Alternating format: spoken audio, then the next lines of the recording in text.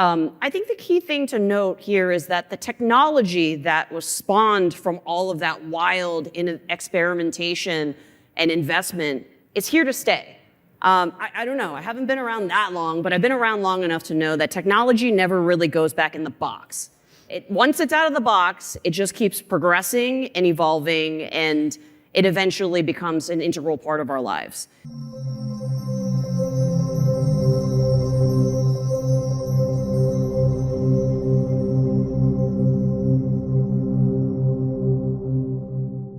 Alrighty, what is going on, everybody? Welcome back to another CYPRX video breakdown. In today's video, I'm going to show you all undeniable proof that the SEC is for a fact hindering adoption in the United States. We have major banking institutions speaking today: Goldman Sachs, representatives from JP Morgan, representatives from Ripple. So in today's video breakdown, pay attention to detail. I'm going to be sharing some video clips with you all and then talking in between them, but this information is going to blow your mind.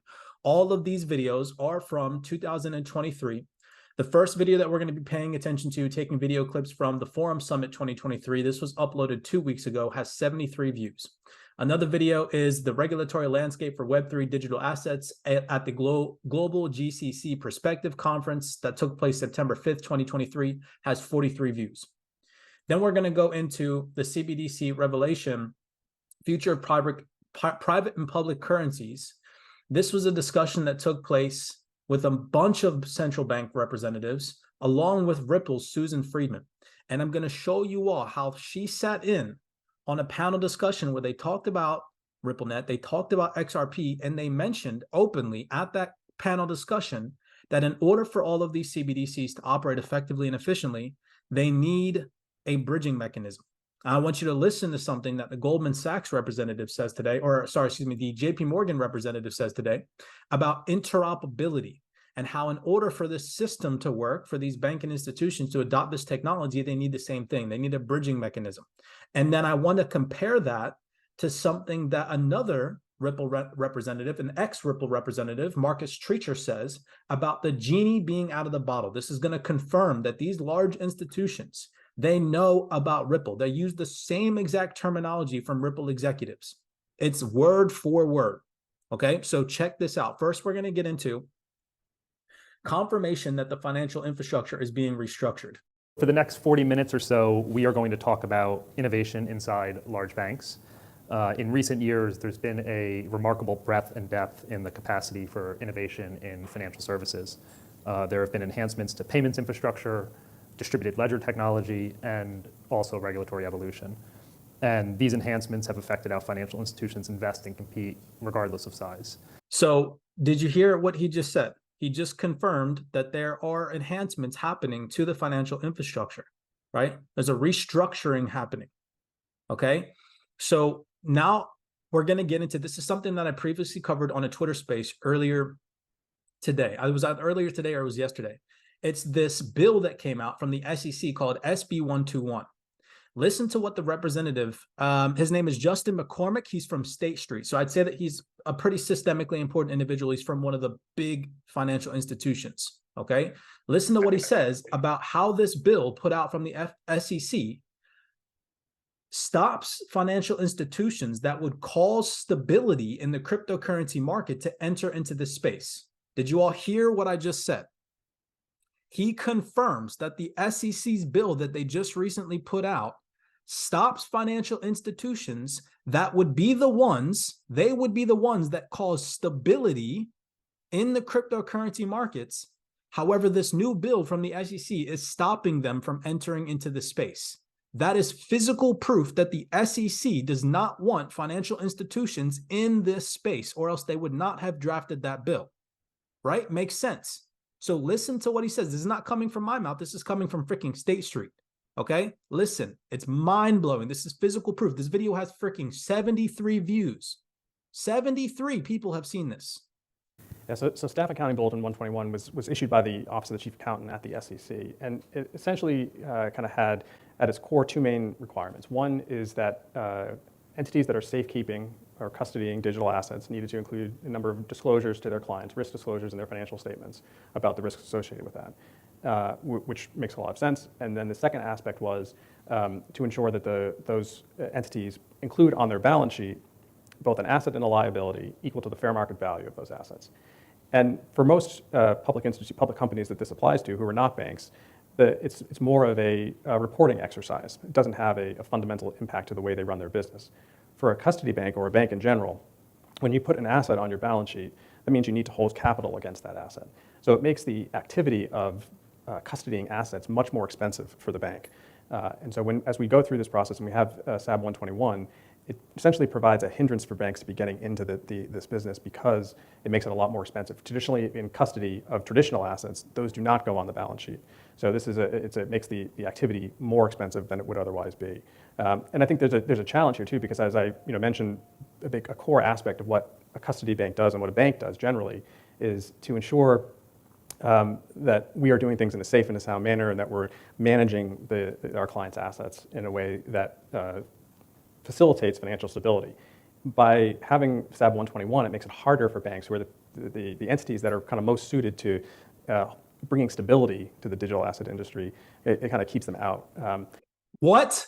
Hold on. Let me play that again, and then I'm going to play it in slow motion so you all can freaking hear it. Listen again. Listen to what he says. Where the entities that are kind of most suited to bringing stability to the digital asset industry, it kind of keeps them out. By having SAB 121, it makes it harder for banks, who are the entities that are kind of most suited to bringing stability to the digital asset industry. It kind of keeps them out. The financial institutions that are most likely to bring stability to the digital asset ecosystem, this bill that the SEC created keeps them out. That's not coming from my mouth. That is coming from a State Street representative. So the one thing that would bring stability, or one of the things that would bring stability, according to this gentleman, to the cryptocurrency market, the SEC is trying to keep that out of the market. What? What? And they call us crazy? This is what, like, is anybody else seeing the problem? Am I just overthinking what this gentleman just said, right? Why would the SEC be trying to hinder stability in the cryptocurrency market, right? If this gentleman is saying that that is what would bring stability to the cryptocurrency market, then why would the SEC not allow them to participate? Who's controlling the SEC? What puppet master is telling the SEC to draft bills like this to keep these institutions on the sideline, knowing that that is what would bring stability to the cryptocurrency market? Am I crazy, or are y'all seeing this too? Okay, I just wanted to make that clear. This is from a State Street representative. A video that was uploaded 2 weeks ago has 73 views. Nobody's paying attention to this information. Okay, let's move on. So now we're going to get into the terminology, the vocabulary, where we got this representative. We got this representative from Goldman Sachs, and his name's Lee Breener, I think his name is. Okay, and he says that the genie is out of the bottle. Then I'm going to play something that Marcus Treacher said, again, an ex-Ripple executive, where he word for word says the genie is out of the bottle. But then listen to what Marcus Treacher says about how in the future this will all become integrated into the back-end infrastructure long term. He specifically says long term, and that this is going to be a seismic shift. Okay, so listen to the terminology again, word for word. Genie is out of the bottle. Yeah, please. More that the engagement that Aaron's mentioning between regulators, policymakers, and financial institutions, both traditional and otherwise, I think it opens up the dialogue so that you're starting to see more and more regulators understand that the genie can't be put back in the bottle, even though some of the more... Right, so that's the Goldman Sachs representative that said the genie cannot be put back in the bottle. Okay, now listen to what Marcus Treacher says.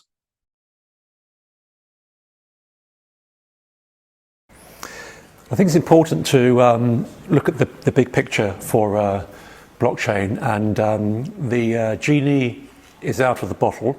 Blockchain's in the market and is being applied to today's world. That's having a fairly big impact. And my view is there'll be a moderate to large impact applying blockchain technology that's out and available off shelf to improve some of the processing that financial companies have today. But the big value is looking ahead to the point in time where the technology becomes mature enough to rethink and redefine how money is owned, moved, and utilized. And that will be seismic. And in that future, which is not too far ahead, you'll be looking at what it means to be a bank, an insurance company, an accountancy firm, a consultancy. What? Tell me those words didn't just blow your mind. So we heard Marcus Treacher say the genie's out of the bottle. Then he goes on to talk about the future and how this technology is going to completely change everything. And it's going to be a seismic impact. Now, this terminology and this key vocabulary correlation is not the only key vocabulary correlation that I've shown you all in past video breakdowns before. I have over 50 video clips that are all updated from 2023 of panelists saying that this technology is here to stay. Take a second and just listen to some of the video clips that I've accumulated for this specific video breakdown. They say the same thing, that the technology is here to stay. Critical regulators and policymakers of the ecosystem have acknowledged that it's here to stay. They've started to talk about tokenization and the idea that blockchain and DLT is going to be used in the long term. So why are we here talking about crypto today? Well, I think first of all, the regulators took notice and they realized that crypto is not going to go away. You and Broadbridge, are you seeing the move to DLT-based platforms, okay? Yeah, I think it is. It's funny because with sort of the implosion of the crypto market last year, I think the general public is sort of thinking like, oh, well, this stuff is going away. Mm-hmm. And when you talk to people in the know in financial services, it's like, no, it's not going away. It's very real. I think the key thing to note here is that the technology that was spawned from all of that wild experimentation and investment is here to stay. I don't know, I haven't been around that long, but I've been around long enough to know that technology never really goes back in the box. Once it's out of the box, it just keeps progressing and evolving, and it eventually becomes an integral part of our lives. And so likewise, as it relates to shared ledgers, digital assets, blockchain, this is not going back in the box. It doesn't matter how long this crypto winter is, this technology is out in the world.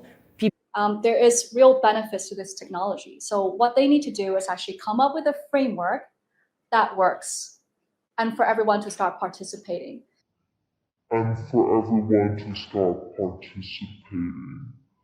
Okay, so now you all have heard multiple representatives over 4 different panel discussions, representatives from JP Morgan. I really like what the Broadridge CEO said, where he said the mainstream kind of has this perspective after the collapse in 2022 that crypto's going away. But when you talk to people in the financial systems in the know, they're like, no, it's not going away. And then the second representative on the SALT panel discussion, she's an ex-representative of JP Morgan, and she went on to say that the most interesting part of this technology will be when it becomes an integral part of our lives. If you compare that to what Marcus Treacher said about this being a seismic impact on the entire financial infrastructure and how long-term this will all just be incorporated in the back-end systems, right? So they're saying the same exact thing on multiple panel discussions.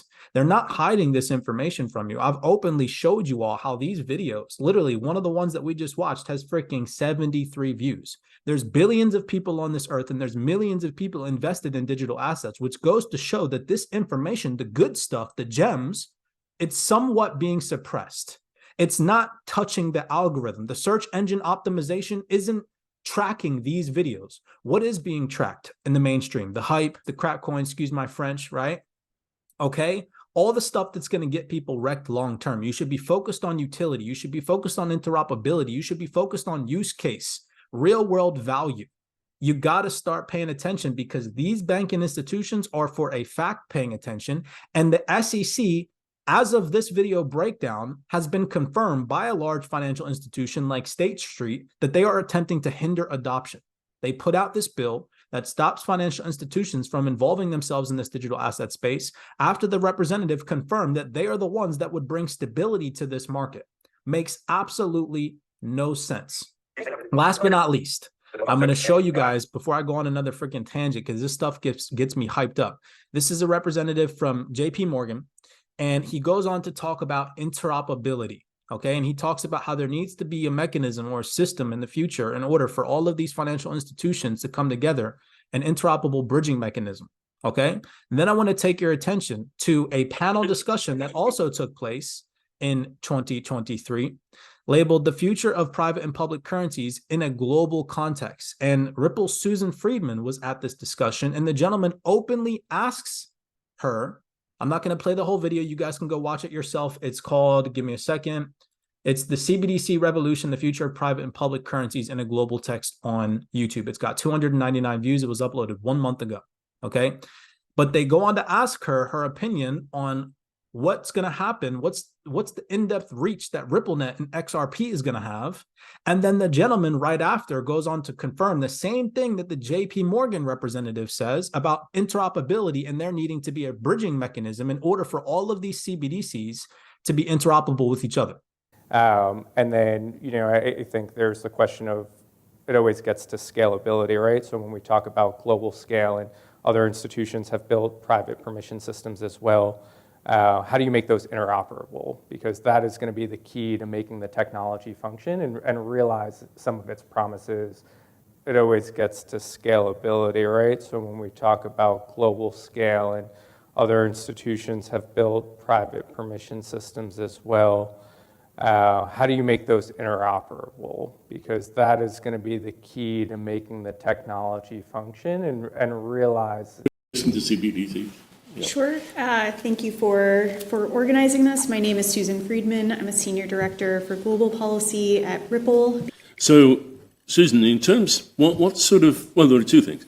One, what is the level of penetration that you're expecting for both RippleNet and XRP? So if this is going to happen, if CBDCs are going to be used cross-border, there has to be a mechanism for different national CBDCs to be exchanged for one another. Technically, we know how to do this. Right?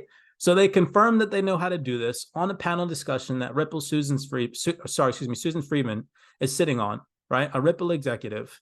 I just don't think that it's a coincidence, right? I have a firm belief that everything is being put in place right now so that way in the future, all systems can operate seamlessly, smoothly together, fast, efficient, and effectively.